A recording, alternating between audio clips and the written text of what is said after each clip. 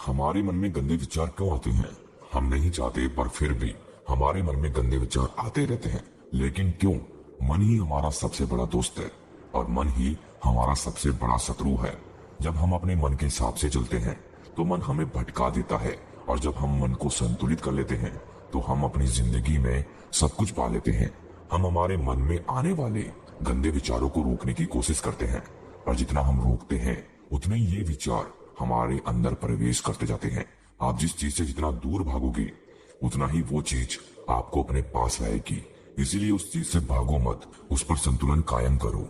एक बार एक युवक गौतम बुद्ध के पास आया और गौतम बुद्ध से बोला कि हे बुद्ध, मेरे मन में इतने गंदे विचार क्यों आते हैं? मैं नहीं चाहता कि मेरे मन में गंदे विचार आए, पर मेरे मन में हमेशा काम वासना के विचार चलते रहते हैं और मैं इनके बारे में सोच सोच कर बहुत परेशान हूँ।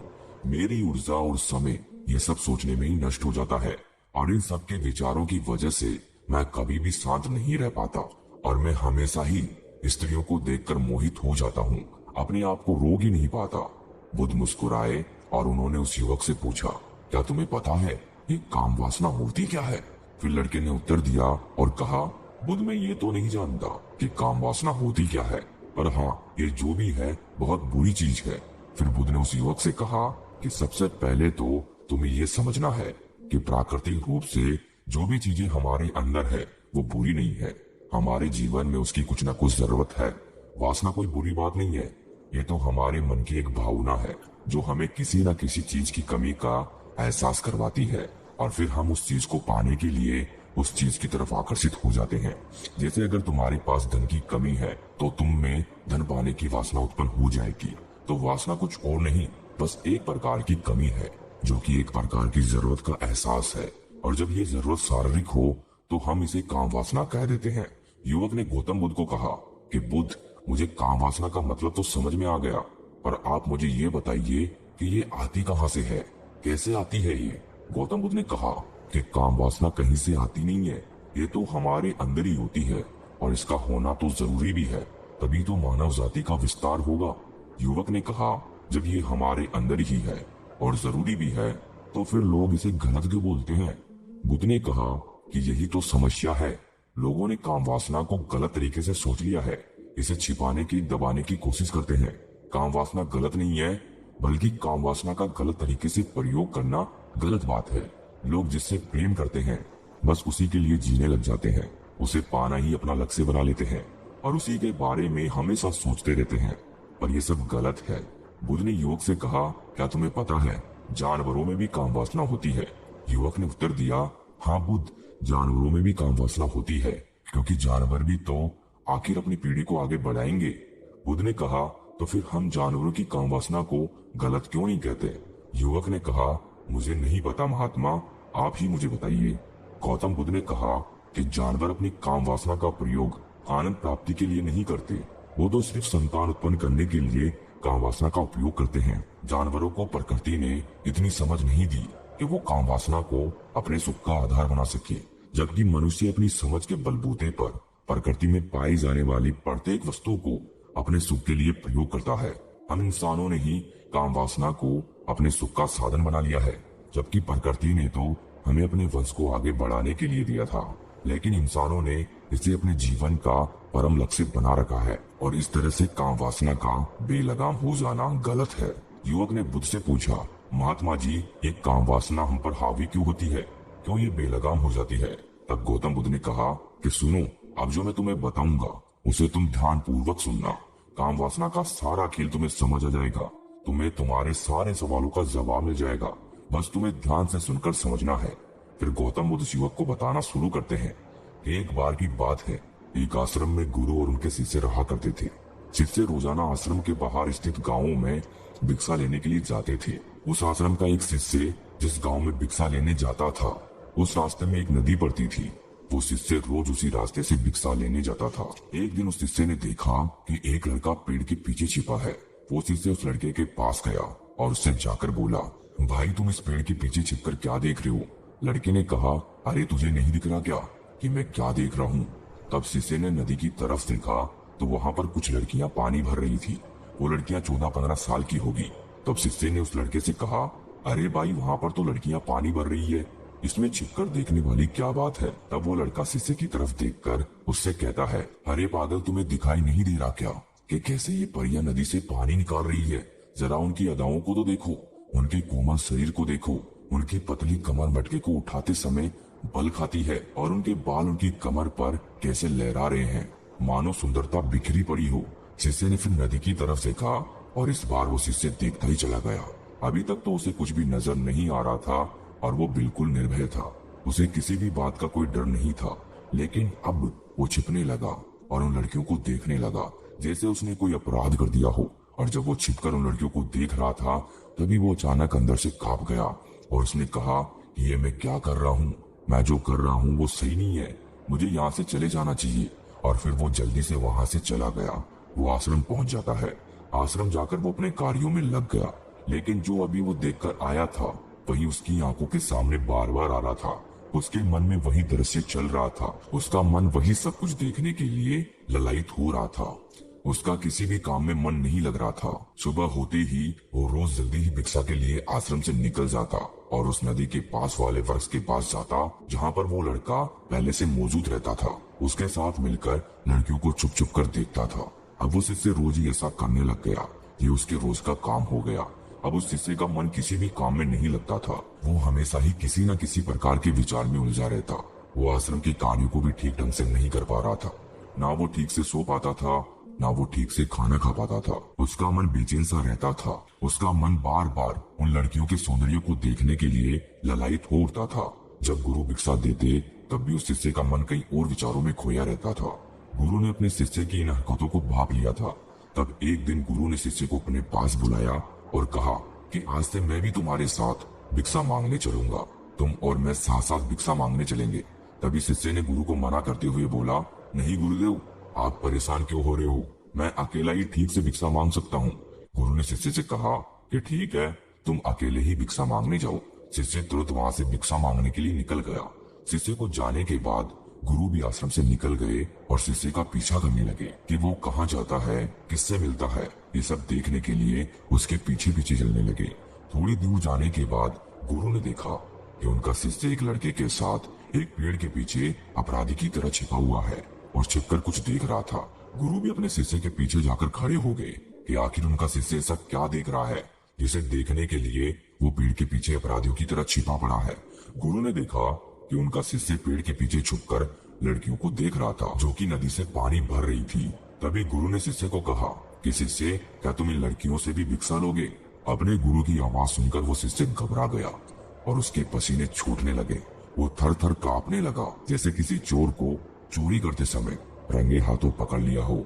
उस शिष्य की हालत खराब हो गई। वो कुछ भी नहीं बोल पा रहा था। दूसरा लड़का जो शिष्य के साथ था वो वहां से भाग गया।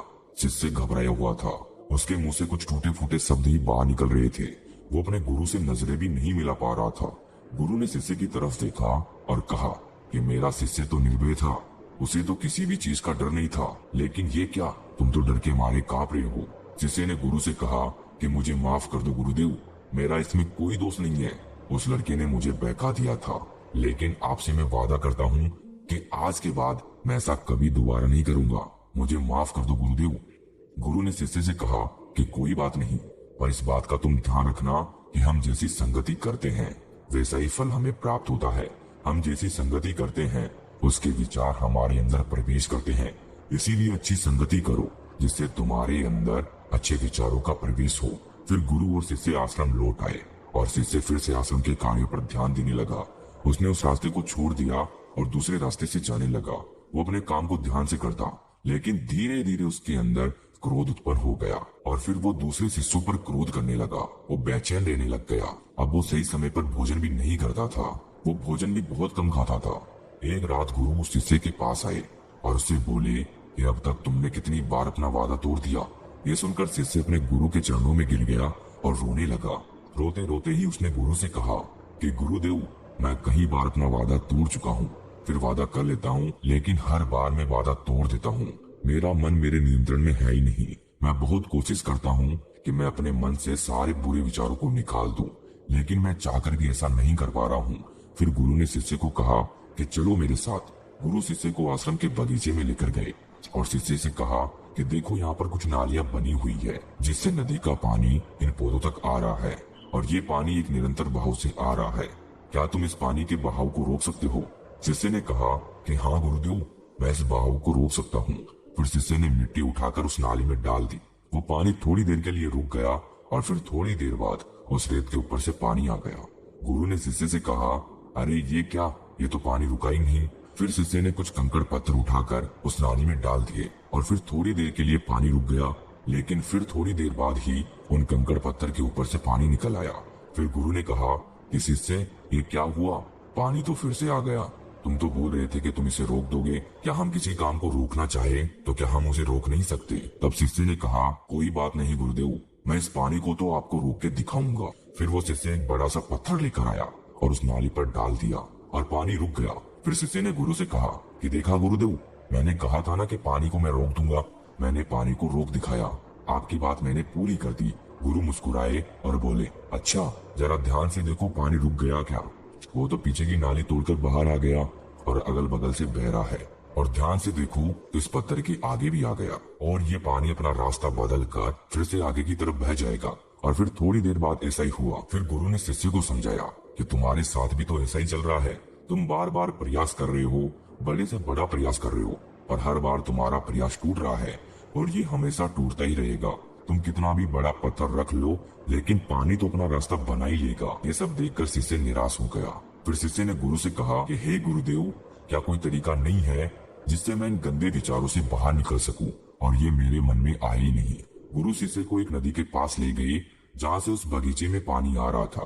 गुरु ने शिष्य से कहा, वो पानी इसी नदी से जा रहा है। अगर हम यहीं से उस रास्ते को बंद कर दें जहाँ से पानी बगीचे में जा रहा है, तब क्या हम पानी को रोक नहीं सकते? शिष्य ने कहा कि हाँ गुरुदेव, अवश्य ऐसा हो सकता है।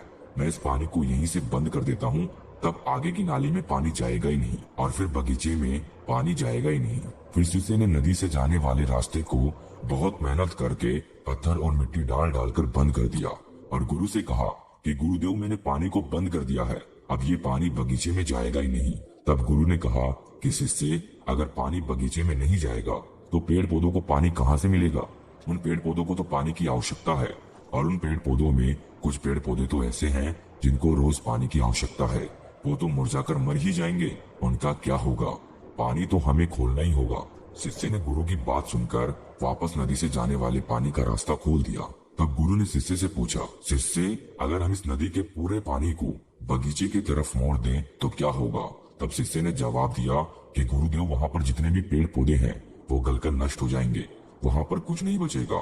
फिर गुरु मुस्कुराए और बोले, तुम इस बात को समझो कि हमें किसी भी चीज को रोकना नहीं है, बस हमें हमेशा संतुलन बनाए रखना है। कम पानी से भी पौधे नष्ट होते हैं और ज्यादा पानी से भी पौधे नष्ट होते हैं। हमारा जीवन संतुलन से ही चलता है। गुरु ने शिष्य से कहा कि अगर मैं तुम्हें कुछ कहूँ कि तुम आम के बारे में मत सोचो, तो तुम्हारे मन में सबसे पहले किसका चित्र आएगा? शिष्य ने कहा कि गुरुदेव, मेरे मन में तो पहला चित्र आम का ही आएगा। गुरु ने कहा कि जब हम गंदे विचारों को जबरदस्ती रोकने का प्रयास करते हैं तो वो और मजबूती के साथ हमारे अंदर प्रवेश करते हैं, हमारे अंदर उठते हैं। इसीलिए हमें उन्हें कभी भी दबाने की कोशिश नहीं करनी चाहिए। फिर गुरु ने शिष्य को समझाते हुए कहा कि हमारे गंदे विचार बुरे लोगों की संगति करने की वजह से भी आते हैं। कई बार क्या होता है कि कामुकता हमारे अंदर होती नहीं है, लेकिन कुछ असली लोगों के साथ रहने की वजह से ये हमारे अंदर हावी हो जाती है। फिर शिष्य ने कहा कि गुरुदेव, आप सही कह रहे हैं, मैं अपने मार्ग से भटक गया था। फिर वो शिष्य उस रात बहुत ही चैन की नींद सोया। सुबह अपने कार्यों को पूरे मन से किया और फिर सुबह वो भिक्षा लेने के लिए उसी रास्ते से गया जहाँ वो लड़का आज भी पेड़ के पीछे छिपकर उन लड़कियों को देख रहा था। वो शिष्य उस नदी पर गया जहाँ वो लड़कियां पानी भर रही थी। उसने उन लड़कियों से पानी मांगा। उन लड़कियों में से एक लड़की ने उसे पानी पिलाया और उस सन्यासी शिष्य के चरण छुए। शिष्य ने उसे आशीर्वाद दिया कि तुम्हारा कल्याण हो। शिष्य का मन सकारात्मक ऊर्जा से भर गया। उसके चेहरे पर मुस्कान आ गई थी, जैसे कि उसे कुछ खोया हुआ वापस मिल गया हो। वो वापस अपने रास्ते से जाने लगा। तभी पीछे से वो लड़का आ गया जो पेड़ के पीछे छुपा हुआ था। वो शिष्य के पास आया और बोला कि क्या बात है, आज तो तुमने नजदीक से दर्शन कर लिए, तुम तो मुझसे भी आगे निकले। तब शिष्य ने कहा कि हम हमेशा दूसरे के दर्शन करने में ही व्यस्त रहते हैं, अपने दर्शन कर ही नहीं पाते। तुम कब तक इस पेड़ के पीछे छुपते रहोगे? किसी को पसंद कर लो, उससे बोल दो, अगर वो भी तुम्हें पसंद करती है तो शादी कर लो, और उससे पहले तुम कुछ बन जाओ, अपने आप को पहचान लो, ऐसे अपना समय बर्बाद मत करो। फिर वो लड़का रोज उससे मिलने लगा और उस लड़के ने नदी पर जाना छोड़ दिया और फिर वो लड़का अपने जीवन में कुछ बनने के लिए संघर्ष करने लगा। तो तुमने देखा संगति का असर क्या होता है। अपनी संगति बदलो, अपने विचार बदलो। बुद्ध ने युवक से पूछा कि क्या तुम्हें तुम्हारे सारे सवालों का जवाब मिल गया। तब युवक ने कहा कि हाँ महात्मा जी, आपका बहुत बहुत धन्यवाद। तब गौतम बुद्ध ने युवक से कहा कि जब तुम्हारे मन में गंदे विचार आए तब आप अपने आप को दोषी मत मानो। ये शरीर है और ये सब इसने हजारों वर्षों से सीखा है। एक केवल तुम्हारे सोच लेने से, शपथ लेने से ये टूटने वाला है नहीं, लेकिन तुम्हारे पास वो शक्ति है, वो ऊर्जा है जिसका तुम्हें संतुलन उपयोग करना है। तुम एक जीवित ऊर्जा हो जो कुछ भी अनुभव करने के लिए स्वतंत्र है, जो निर्माण करने के लिए स्वतंत्र है। इसीलिए तुम अपने आप को पहचानो। ये बोलकर गौतम बुद्ध मौन हो गए और वो युवक वहां से चला गया।